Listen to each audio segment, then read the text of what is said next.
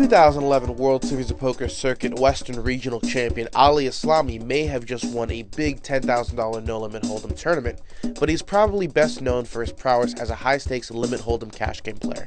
Eslami was even invited to play against the University of Alberta's artificially intelligent heads-up limit hold'em bot, Polaris, a match that he went on to win in partnership with Phil Locke. Eslami gave Card Player TV some tips about how limit hold'em differs from no limit and how one needs to adjust because of these differences. All right, so the difference between the no limit play and limit play is basically you have to be much less trappy, much more forward and aggressive with your hand.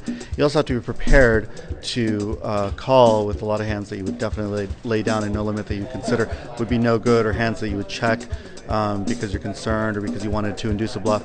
It's not so much about that. It's more about making the correct value bets, making the correct calls, and also saving that bet on the river. I mean, no limit.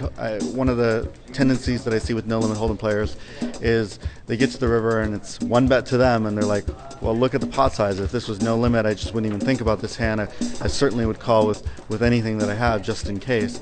Well, it's true. A lot of the time you're going to be calling in limit hold'em because of that, the odds that you're being laid. Good players know when to save that bet.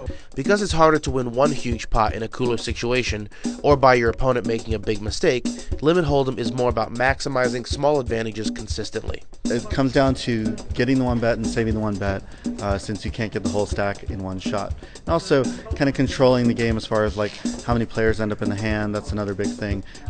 Check raising properly, which isn't as big a play in no limit hold'em as it is in limit hold'em. The hands that would be typically considered trap hands in no limit hold'em, like King 10 and King Jack offsuit, those sorts of hands, go up in value quite a bit in limit hold'em. And of course, poker is a zero-sum game, so conversely, the hands that are a lot better in no limit hold'em, such as the 5-6 suited or a 6-7 suited or so forth, because they're trappy and people don't know what you have and you might be able to win a big pot with them, lose a lot of value in limit hold'em. That's another adjustment that no limit hold'em players need to make.